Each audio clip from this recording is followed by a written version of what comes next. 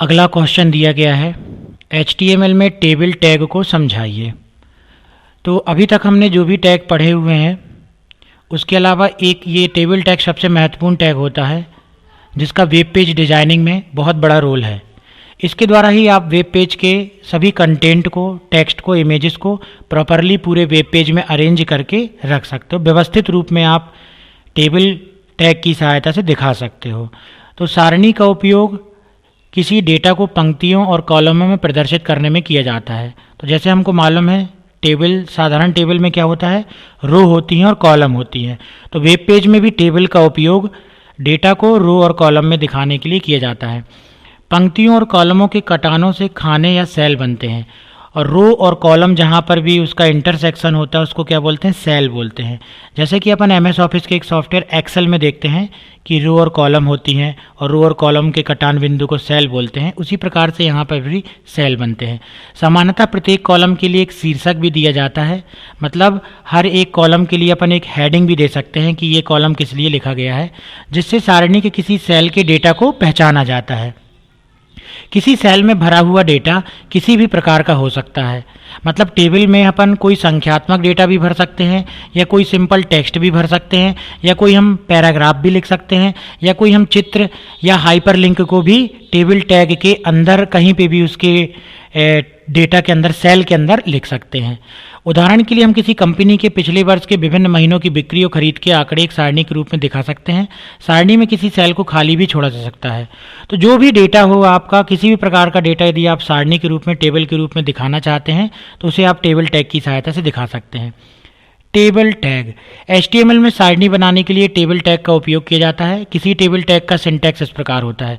तो देखिए, web page में अगर आप टेबल बनाना चाहते हो तो उसके लिए टेबल टैग का इस्तेमाल किया जाता है, और जैसे बाकी टैग हम लिखते हैं वैसे ही टेबल टैग भी लिखते हैं। तो इसके लिए हमको इस प्रकार से लिखना पड़ता है, टेबल टैग यहाँ पर ओपन हुआ और लास्ट में टेबल टैग क्लोज होता है, और उसके अंदर टेबल के अंदर जो भी कंटेंट हमको लिखना होता है वो टेबल के अंदर आते हैं। तो इस प्रकार से टेबल टैग को लिखा जाता है। टेबल टैग के अंदर एक होता है TD टैग। तो सारणी के किसी सेल को परिभाषित करने के लिए TD टैग का उपयोग किया जाता है। इसका पूरा रूप है टेबल डेटा, मतलब TD को हम क्या बोलते हैं, टेबल डेटा। टेबल डेटा में एक सेल की सामग्री उसके विभिन्न एट्रीब्यूट के साथ दी जाती है। TD टैग का उपयोग इच्छानुसार कितनी भी बार किया जा सकता है। उदाहरण के लिए यदि हम एक सेल वाली सारणी बनाना चाहते हैं तो उसे निम्न प्रकार बना सकते हैं, मतलब अगर आपने टेबल ओपन किया, टेबल क्लोज की और उसके अंदर मात्र आपने एक डेटा ही अगर आप रखना चाहते हो, किसी प्रकार का कोई टेक्स्ट टाइप करके रखना चाहते हो, जैसे यहाँ पर लिखा हुआ 1 सेल टेबल, तो चूंकि ये बताना चाह रहा है कि एक सेल की टेबल है तो उस प्रकार से हमने टाइप कर दिया है यहाँ पर, और यहाँ पे अपन ने लिखा है TD ओपन, TD यहाँ पे क्लोज का भी निशान भी आएगा। तो यहाँ पर आप इस प्रकार से एक टेबल के अंदर केवल एक TD लिख रहे हैं। अगर आप इसको HTML फाइल के रूप में इसको बनाते हैं, नोटपैड में टाइप करके वेब पेज में रन करते हैं तो उसका आउटपुट इस प्रकार से दिखाई देगा, 1 सेल टेबल। तो यहाँ पर हम आउटपुट को भी देख सकते हैं, 1 सेल टेबल इस प्रकार से आउटपुट में आएगा। तो यहाँ पर टेबल में केवल एक ही TD हमने लगाया हुआ है। इसी प्रकार से टेबल के अंदर आता है, एक और चीज़ आती है बॉर्डर एट्रीब्यूट। ऊपर के उदाहरण की सारणी में किसी बॉर्डर का उपयोग नहीं किया गया है। यदि हम बॉर्डर भी दिखाना चाहते हैं तो हमें टेबल टैग के साथ बॉर्डर एट्रीब्यूट का उपयोग करना होगा। इसका सिंटैक्स इस प्रकार है, हम बॉर्डर लिखते हैं और आपको किस साइज़ की बॉर्डर देना, 1 2 3 4 नंबर के रूप में लिखते हैं। तो यहाँ पर एक देखिए TD के साथ एक दूसरा उदाहरण भी बना हुआ है, हमने दिया है बॉर्डर 1 और उसके अंदर एक बार TD लिखा है। तो जब हम इसको रन करेंगे, इसका हम सेव करेंगे HTML एक्सटेंशन से, उसको देखेंगे तो हमको टेबल की बॉर्डर दिखाई देगी। जैसे कि पिछली टेबल में हमको बॉर्डर दिखाई नहीं दी, लेकिन अगर हम इस प्रकार से बॉर्डर 1 लिखते हैं तो आपको क्या दिखाई देगी, बॉर्डर भी दिखाई देगी।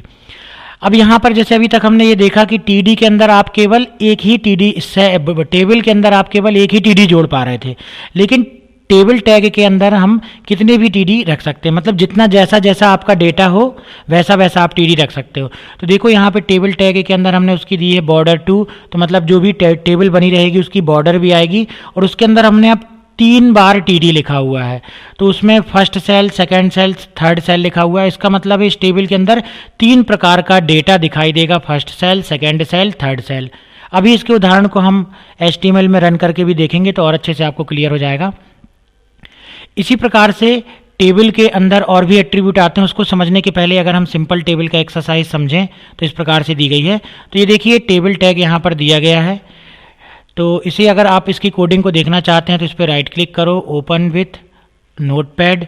ये देखिए ये टेबल की एक्सरसाइज यहाँ पे दी गई है। बाकी का टैग आपका वैसे ही रहेगा, HTML, हेड, टाइटल।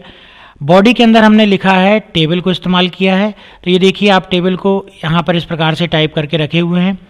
इसके अंदर हमने TR का भी इस्तेमाल किया हुआ है, मतलब आप TD जो भी लिखते हैं उसको आपको किसके अंदर लिखना होता है, TR के अंदर भी आप उसको लिख सकते हैं। अगर आप एक से ज़्यादा रो बनाना चाहते हैं तो बना सकते हैं, उसके लिए हम इस्तेमाल करते हैं टेबल रो टैग का इस्तेमाल करते हैं।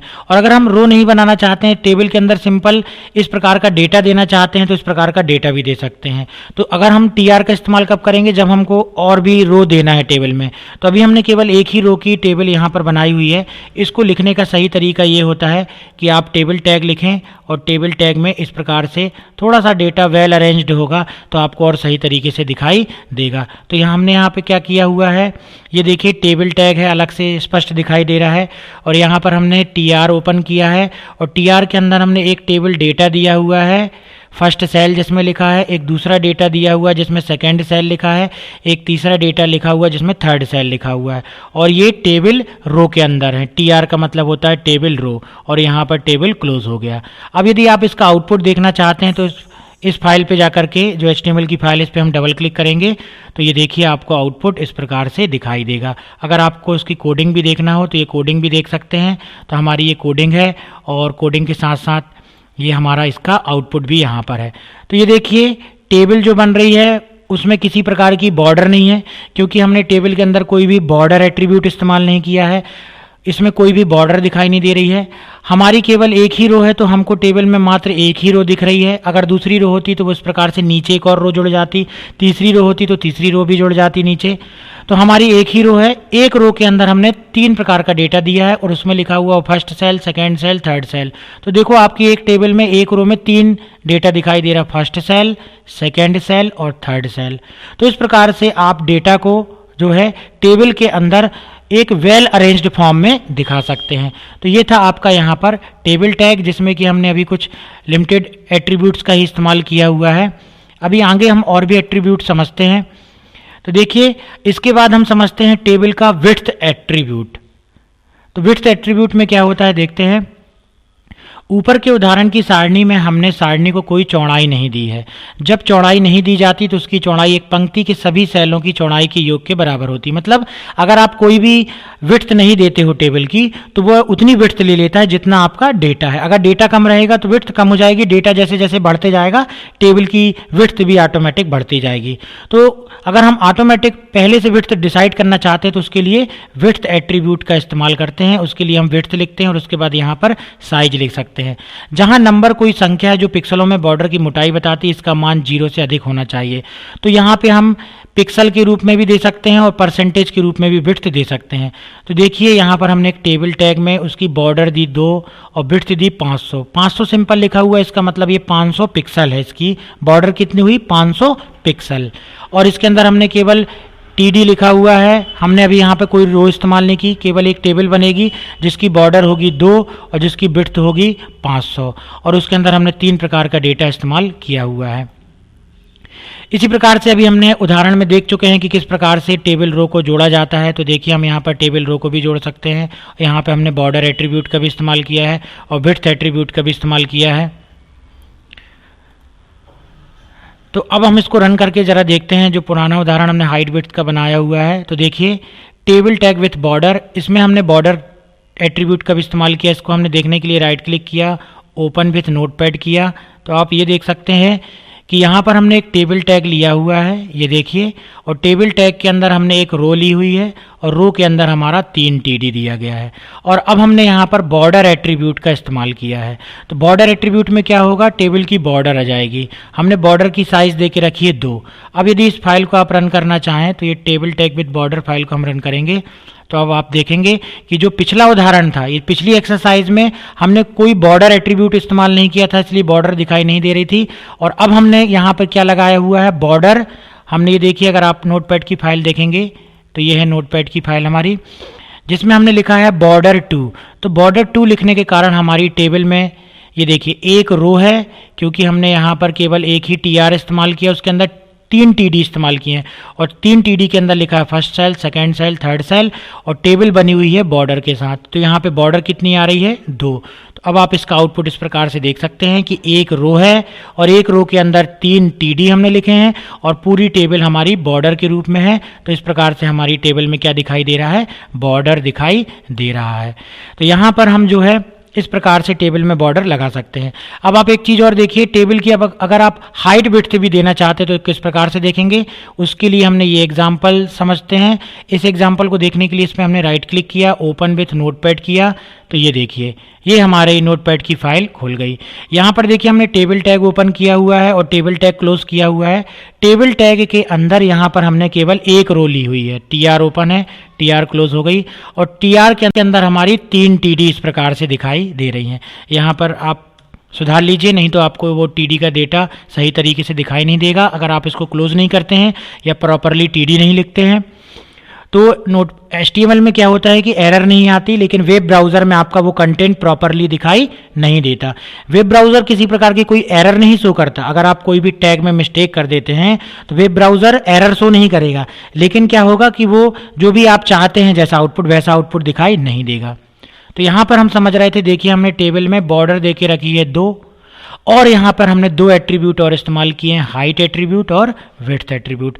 हाइट हमने दे दी 50% और विड्थ दे दी हमने 50%। तो हम यहाँ पर हाइट और विड्थ को परसेंटेज में भी दे सकते हैं या यहाँ पर हम हाइट और विड्थ को पिक्सल में भी दे सकते हैं, जैसा कि हमने स्लाइड में देखे थे। तो यहाँ पर हमने अगर हाइट दे दी 50%, विड्थ दे दी 50%, तो अब इसका आउटपुट हम देखते हैं कि किस प्रकार से आउटपुट दिखाई देगा। ये देखिए इस फाइल पर हमने डबल क्लिक किया, ये देखिए पूरे वेब पेज के 50% में इसकी विड्थ हो गई और पूरे वेब पेज के 50% में इसकी हाइट हो गई।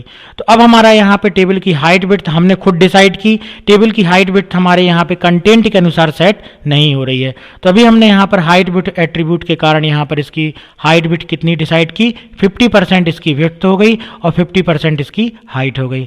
कभी कभी अगर आप डिजाइनिंग में इसकी हाइट विड्थ को जैसा आप बढ़ाएंगे वैसा बढ़ जाएगी। जैसे अगर हमको पूरे वेब पेज में चाहिए 100%, जितना भी वेब पेज हो 100% इसकी हाइट विड्थ आ जाए, तो यहाँ पर अगर हमने 100% दे देते हैं और इस फाइल को अगर हम सेव कर देते हैं, तो सेव करने के बाद आप देखेंगे कि जो भी आप इस टेबल को देखोगे तो ये देखो अब आपकी पूरी टेबल की जो हाइट है वो 100% में आ गई। पूरे वेब पेज में आपको वो टेबल दिखाई देने लगी। जो विड्थ है वो 100% में आ गई। तो इस प्रकार से हाइट और विड्थ को भी हम अपने अनुसार सेट कर सकते हैं। तो ये था आपका टेबल टैग, जिसमें कि हमने किसका इस्तेमाल किया, हाइट और विड्थ का। अगला देखते हैं, हम टेबल टैग के साथ सेल स्पेसिंग एट्रीब्यूट का भी इस्तेमाल कर सकते हैं। तो सेल स्पेसिंग एट्रीब्यूट का क्या यूज़ होता है देखते हैं। अभी तक सारणियों में सेलों के बीच में कोई खाली स्थान नहीं दिया गया, आप उनके बीच का स्थान टेबल टैग में सेल स्पेसिंग एट्रीब्यूट का उपयोग करके तय कर सकते हैं। इसका सामान्य रूप निम्न प्रकार है। तो ये देखो हमने यहाँ पे लिखा हुआ है cell spacing is equal to number, मतलब सेल स्पेसिंग एट्रीब्यूट हो गया और यहाँ पर नंबर के रूप में हम वैल्यू देते हैं। जहाँ नंबर कोई संख्या है जो पिक्सलों में स्पेस की मात्रा बताती है, इसका मान 0 से अधिक होना चाहिए। उदाहरण के लिए देखिए यहाँ पर हमने एक टेबल टैग लिया, बॉर्डर 2 दी, विड्थ 500 दी और सेल स्पेसिंग 10 दी। तो अब देखेंगे कि सेल स्पेसिंग आउटपुट में ज़्यादा अच्छे से हम समझ सकते हैं, इसकी कोडिंग के द्वारा ज़्यादा अच्छा समझ सकते हैं कि सेल स्पेसिंग क्या होता है।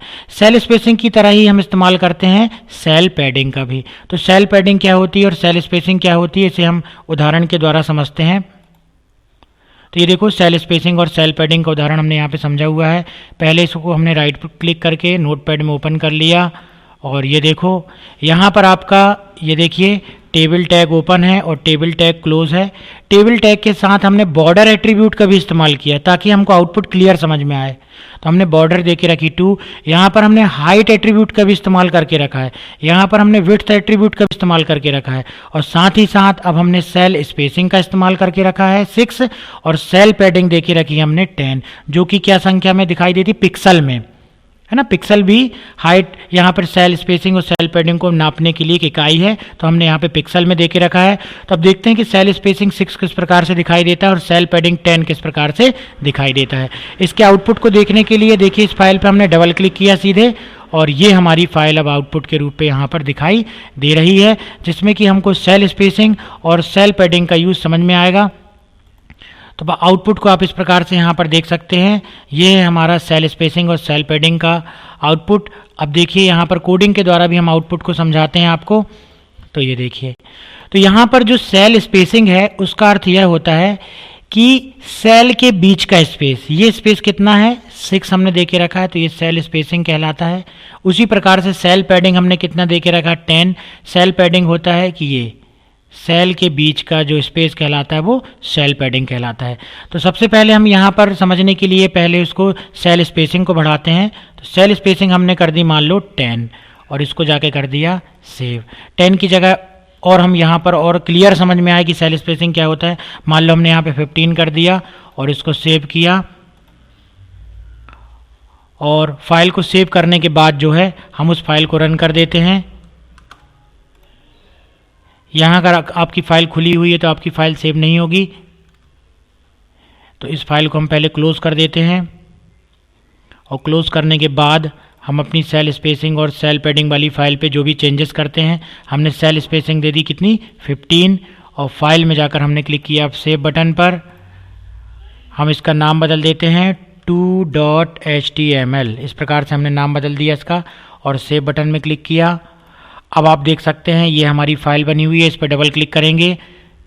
ये देखिए सेल स्पेसिंग बढ़ाने से हमारे सेल के बीच का स्पेस जो है वो 15 हो गया। जैसा कि अभी हमने बताया था कि सेल स्पेसिंग का मतलब होता है सेल के बीच का स्पेस और सेल पैडिंग का मतलब का होता है सेल के अंदर का स्पेस, जो कंटेंट लिखा हुआ है उसके अंदर कितना स्पेस चाहिए।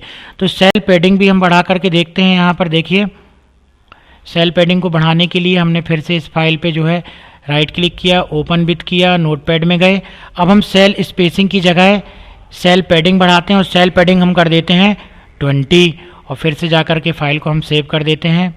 फाइल को सेव करने के बाद हम देखिए इस फाइल को रन करते हैं तो सेल पैडिंग बढ़ने के कारण ये देखिए जो ये बीच का स्पेस है अब वो बढ़ गया।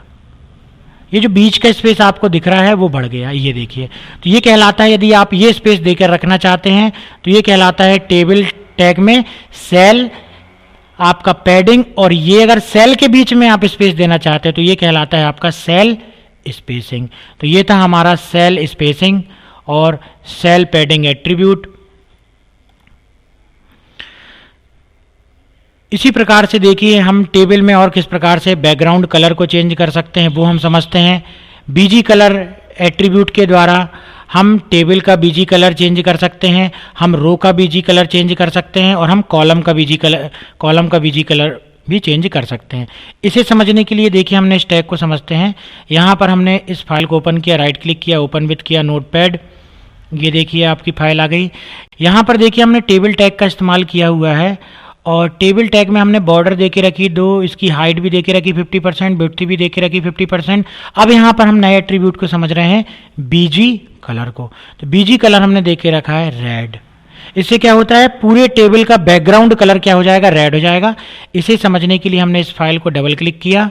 जब आप डबल क्लिक करेंगे तो ये देखिए, तो बीजी कलर एट्रीब्यूट के द्वारा हम टेबल के बैकग्राउंड कलर को, टेबल के पूरे बैकग्राउंड कलर को क्या कर सकते हैं, उस कलर में बदल सकते हैं जो भी आपने बीजी कलर पे यहाँ पे दिया हुआ है। तो इस प्रकार से बीजी कलर के द्वारा हम टेबल का बैकग्राउंड कलर डिसाइड कर सकते हैं।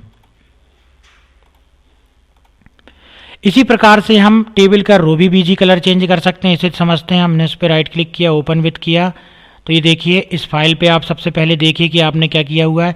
हमने यहाँ पर पूरी रो का, अभी हमने टेबल के इसका कलर चेंज नहीं किया हुआ। किसका कलर चेंज किया हुआ है, टीबी के बीजी कलर का यहाँ पे कलर चेंज किया हुआ है। इस पे हम एक और रो चेंज कर देते हैं, इस पे हम एक और रो ऐड कर देते हैं। इसको कॉपी कर दिया और इसको हमने यहाँ पर और पेस्ट कर दिया। 2 रो बना दी हमने और एक रो में हमने कोई कलर दिया और दूसरी रो में हमने कोई भी कलर नहीं दिया। फाइल में जाके इसको हमने अभी सेव कर दिया। अब आप देखेंगे कि टेबल की एक रो में बस ग्रीन कलर आएगा और दूसरी रो में कोई भी कलर नहीं आएगा, क्योंकि दूसरी रो में हमने कोई भी कलर नहीं दिया हुआ है। देखिए इस फाइल को रन करने के लिए हमने इस पर डबल क्लिक किया तो आप देख सकते हैं हमने एक रो में बीजी कलर दिया हुआ था, इस कारण से यहाँ पे ग्रीन कलर दिखाई दे रहा है, और यहाँ पे हमने कोई भी कलर नहीं दिया हुआ था, इस कारण से कोई भी कलर यहाँ पर दिखाई नहीं दे रहा है। आप इसको जो है इसके टैग को भी आप इस प्रकार से नोटपैड पे देख के समझ सकते हो। ये देखिए यहाँ पर हमने जो है केवल एक रो में बस ग्रीन कलर दे के रखा था, दूसरी रो में ग्रीन कलर दे के नहीं रखा, इस कारण से दूसरी रो में कोई भी हमको कलर दिखाई नहीं दे रहा है। इसी प्रकार से हम टीडी में भी कलर कर सकते हैं। टीडी में कलर समझने के लिए भी हमने इस फाइल को नोटपैड में ओपन कर लिया। ये देखिए हमारी नोटपैड की फाइल है। यहाँ पर हमने एक रो बनाई हुई है, एक रो में हमने सभी टीडी में, ये देखिए इस टीडी का फर्स्ट सेल का कलर ग्रीन कर दिया, दूसरी टीडी का बीजी कलर एट्रीब्यूट के द्वारा सेकंड सेल का भी कलर चेंज कर दिया। इसी प्रकार से बीजी कलर एट्रीब्यूट के द्वारा हमने ब्लू कलर देके तीसरी टीडी का भी कलर चेंज कर दिया। अब जब आप इसका आउटपुट देखेंगे तो आपको आउटपुट इस प्रकार से दिखाई देगा। पूरी एक रो है लेकिन प्रत्येक सेल का कलर अलग अलग है। तो ये बीजी कलर एट्रीब्यूट के द्वारा आप पूरे रो का, पूरे टेबल का और से टेबल के हर एक सेल का कलर चेंज कर सकते हैं। तो ये था आपका टेबल टैग में बीजी कलर। तो ये बीजी कलर के बारे में हमने समझा। अब हम देखते हैं सेल को किस प्रकार से, स्पैनिंग सेल का मतलब होता है सेल को हम फैला सकते हैं और इसी प्रकार से हम रो को भी किस प्रकार से फैला सकते हैं। इसे हम उदाहरण में आसानी से समझ सकते हैं। देखिए उदाहरण को समझने के लिए यहाँ पर हमने ये फाइल बनी हुई है, इसको हमने ओपन विथ किया, नोटपैड किया। अब आप इसे समझिए जरा ध्यान से।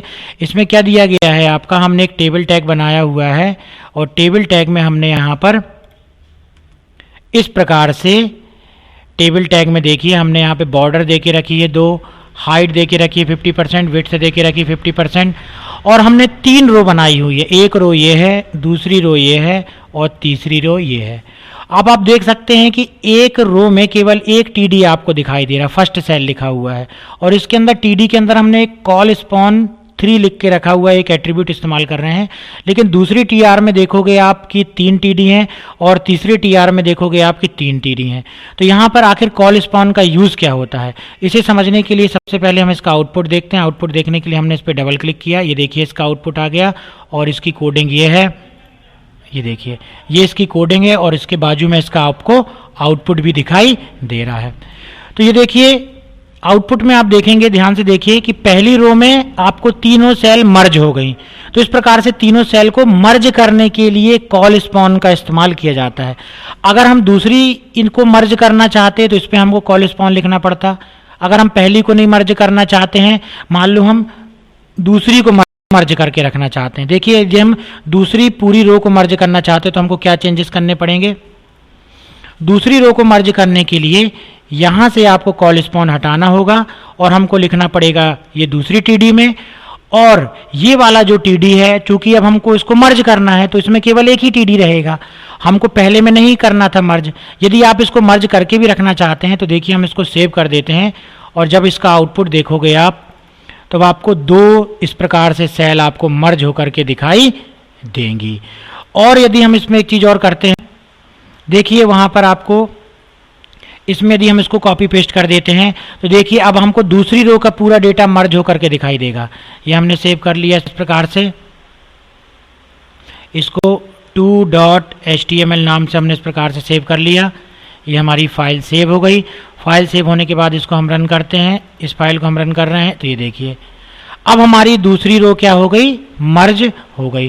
तो इस प्रकार से आप जिस भी रो को मर्ज करके मर्ज करना चाहते हैं उसके लिए आपको क्या करना पड़ता है, उसके लिए आपको यहाँ पर टीडी के अंदर जाके कॉल स्पॉन लिखना पड़ता है जितनी को मर्ज करना चाहते हैं। जैसे सभी में 3-3 टीडी हैं, इसका मतलब प्रत्येक टेबल की प्रत्येक रो जो है उसमें कितने टीडी हैं, 3 टीडी हैं। और जो दूसरी टीडी है उसमें आपको कितनी सेल को मर्ज करना है, 3 सेल को मर्ज करना है, इसलिए आप यहाँ लिखते हैं कॉल स्पॉन 3। तो ये था आपका टेबल टैग का सभी प्रकार के एट्रीब्यूट को हमने सीखा और टेबल टैग का इस्तेमाल किस प्रकार से किया जाता है उसको हमने यहाँ पे सीखा। जिस तरीके से अभी हमने कॉलम स्पॉन को समझा उसी प्रकार से टेबल टैग में हम रो स्पॉन का भी इस्तेमाल कर सकते हैं। रो स्पॉन को समझने के लिए देखिए हमारे पास एक्सरसाइज फाइल बनी हुई है, इसे हम right click open with notepad करके ओपन कर लेते हैं। तो ये देखिए हमारा यहाँ पर टेबल टैग से शुरुआत हुई है टेबल की और ये देखिए टेबल यहाँ पर क्लोज है और हमने इस टेबल में इस प्रकार से एक रो ली हुई है, 2 रो ली हुई है और 3 रो ली हुई है। तो हमने प्रत्येक टेबल में 3 रो ली हुई है। और देखिए पहली रो में हमारे 3 टीडी हैं, इसी प्रकार से दूसरी रो में 2 टीडी हैं और तीसरी रो में 3 टीडी हैं। यदि इसको हम इस प्रकार से समझें, अभी हम यहाँ पर रो स्पॉन को हटा देते हैं और इस सेल को हम सिंपली यहाँ पर, ये देखिए अब हमारी 3 रो है, सिंपली एक टेबल है, उसमें टेबल में 3 रो है और प्रत्येक रो में 3-3 टीडी हैं। अब यदि आप इस फाइल को रन करते हैं, इस फाइल को हमने सेव किया और रन करने के लिए इस पर हमने डबल क्लिक किया, तो आप देखेंगे कि यहाँ पर आपको एक टेबल दिख रही है, टेबल में बॉर्डर दिख रही है और प्रत्येक टेबल की प्रत्येक रो में 3-3 टीडी हैं और टेबल में 3 रो हैं, एक रो ये है, 2 रो ये है, तीसरी रो ये है। अब आप यहाँ पर देखेंगे कि यदि हमने पिछली बार कॉल स्पॉन का इस्तेमाल किया था, जैसे यदि हम इसको मिलाना चाहते हैं, इस तीनों सेल को मर्ज करना चाहते हैं और इन 3 के बराबर करना चाहते हैं, तो हम क्या लिखते हैं, कॉल स्पॉन 3 और उस रो में केवल एक टीडी को लिखते हैं। लेकिन इसी प्रकार से रो स्पॉन होता है।